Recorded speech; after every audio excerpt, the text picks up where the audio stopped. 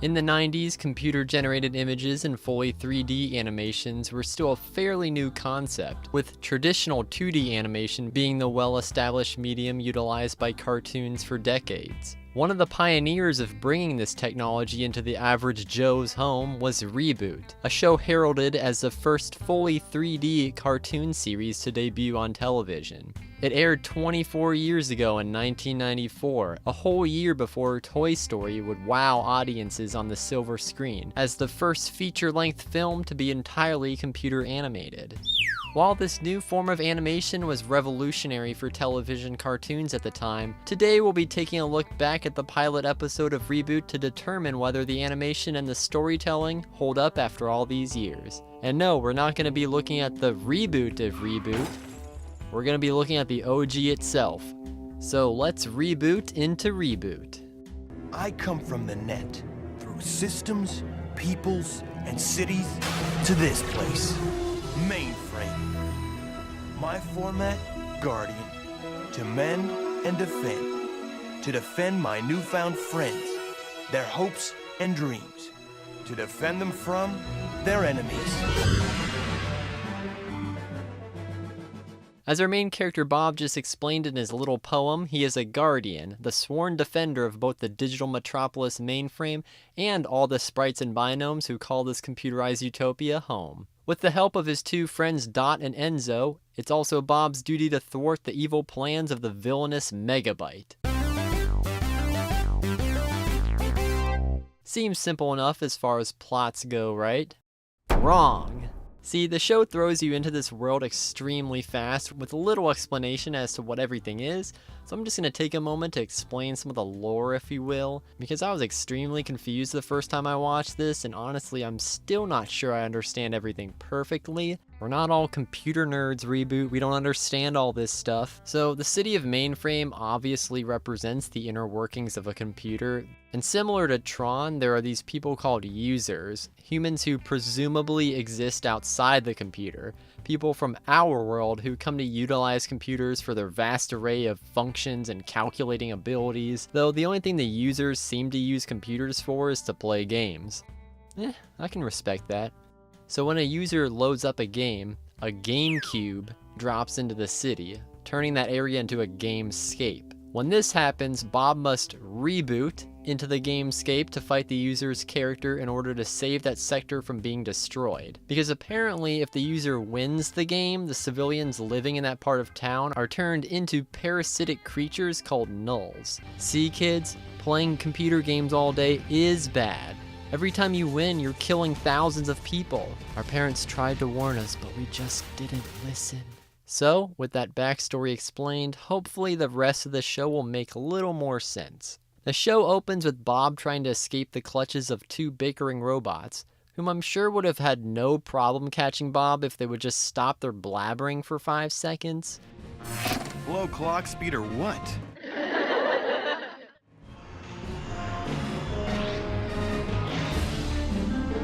He's enveloped. He's confined. Confined? He's trapped. Trapped. He's trapped, yeah. I don't think so. I hate when this happens. It's like a reckoning. It's your fault, and I hate my arm. Where's my arm? Sorry guys, end program. Better luck next cycle. Megabyte appears out of nowhere on one of his vid windows and hints that Bob keeps turning down one of his mysterious deals. But in Bob's defense, I wouldn't really want to work with a guy who's voiced by the same guy who voiced Frollo. Plus you could practically land a plane on this guy's villainous chin. If that's not a sign that he's evil, I don't know what is. Why? Because I never do favors for slime? I don't know, it's just a theory. You're only making things difficult for your friends. My friends? What friends? You know I don't have any friends. The next day, Bob is rudely awakened from his waterbed to start his morning routine, which apparently involves showering for a split second and putting on a Goldilocks wig for some reason.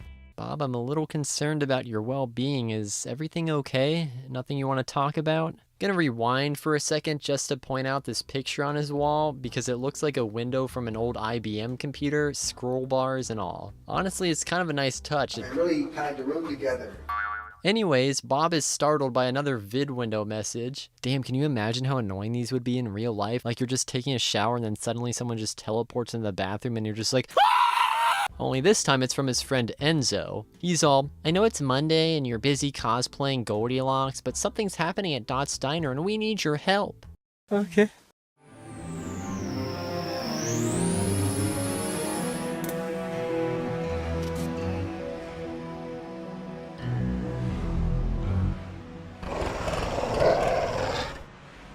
Right.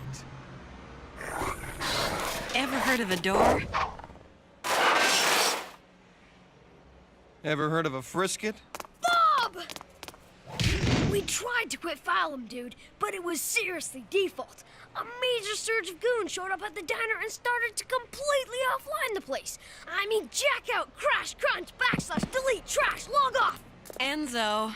What? Shut the f up! That's for sure. Bob thinks that Megabyte is most likely to blame for the damage done to Dot's Diner. Seems plausible enough, I mean that guy has that villainous chin after all. He also mentions that it might have to do with the deal that Megabyte mentioned to him at the start of the episode. While Bob still doesn't seem to know the details of this offer, the rest of the gang seem to be in agreement that no matter what the deal entails that When it comes to Megabyte, the answer is always no. No deals with Megabyte.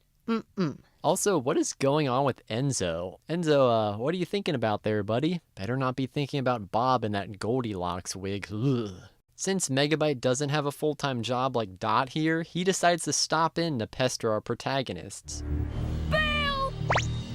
He's all, so how about that deal now, Bob? Say, Bob, you still thinking over that deal we discussed earlier? Deal or no deal, Bob? Perhaps I can stop ruining your friends' livelihoods if you just make a deal with me, Bob. And of course, Bob is all, nah, fam, I'm the good guy and you're like evil and stuff. Then suddenly a game enters mainframe, and Bob, being the city's guardian, races to stop the game from destroying the city. Since he's hardly moving faster than a frozen snail, Megabyte's robot goons are able to box in Bob so that he pancakes himself onto the side of their ships.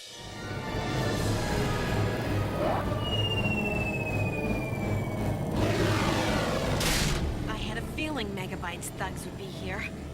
Did I make it? No! No! No!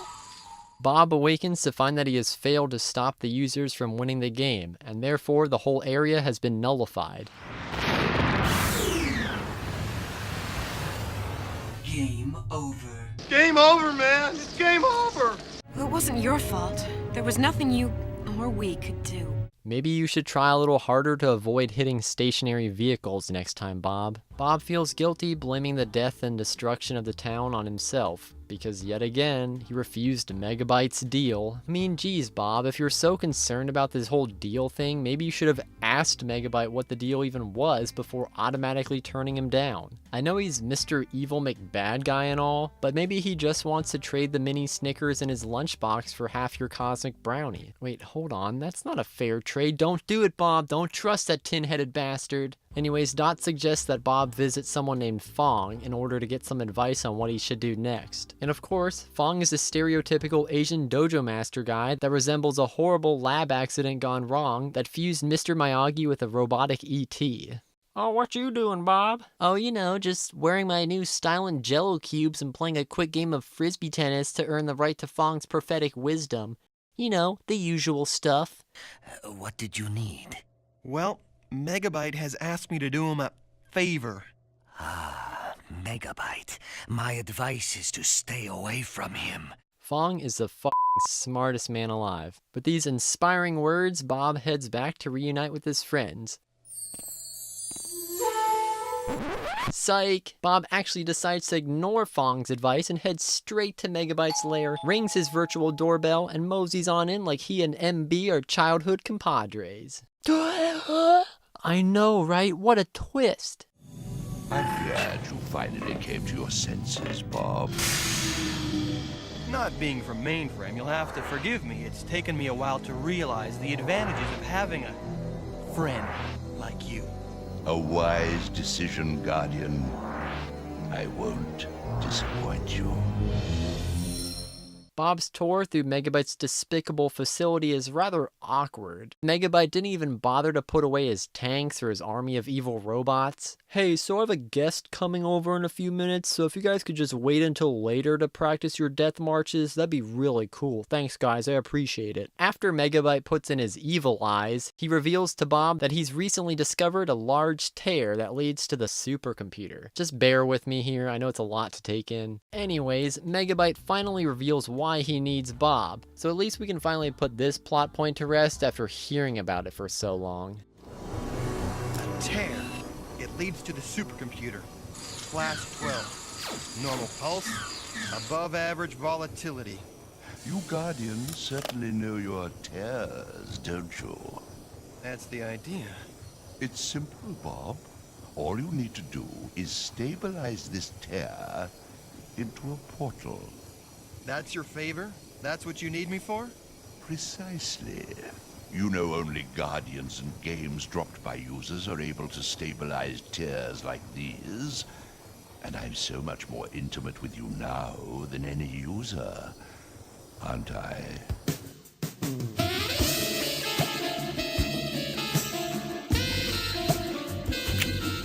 Let a virus like you and your army visit the supercomputer through a stable portal?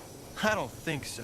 Using his sinister grapple gun and some wonky animation powers, Megabyte reveals that Bob has no choice now but to help him achieve his dastardly plans of overriding the supercomputer with viruses or whatever it is he's trying to accomplish.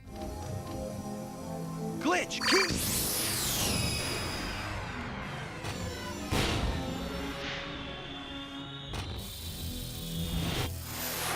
What are you trying to do? Erase me? If necessary.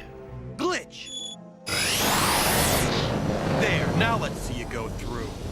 Now, Bob, must we go through all these dramatics again? If necessary.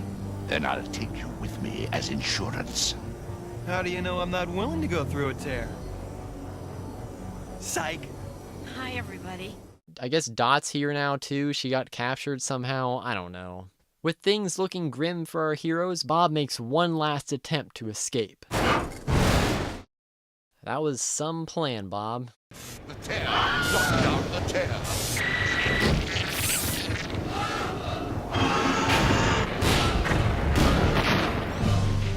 That was some plan. What plan? You know, I was thinking the same thing, Dot. Their escape plan is thwarted, however, because Megabyte can do this.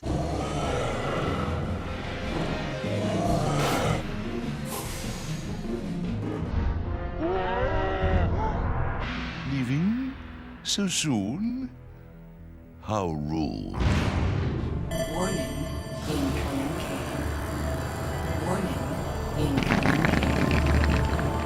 Well, how convenient. I'd say. So yeah, a GameCube happens to conveniently drop into this sector because this episode needs a third act. Bob and Dot reboot into the game, which is some kind of flying spaceship game in which they have to dodge getting blown up by these pepperoni explosions. Oh, and of course, you know, stop Megabyte, can't forget about that. There, with the user. What's he doing? Viral takeover. He's infecting the user. This is not good. Bummer. Bummer, man. The two heroes fly off in hot pursuit because, like Megabyte mentioned earlier, only Guardians like Bob or games installed by users have the power to stabilize tears for whatever reason, and therefore he intends to use this game to enter the tear. Convoluted enough for ya? Alpha wing clear of deck. Proceed heading 1138. Stay frosty. Stay frosty.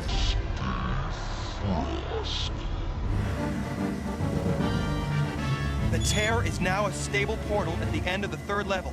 We've got to nail Megabyte. Roger. Copy that. Affirmative, wing leader. Red 6 standing by. We got asteroids dead ahead.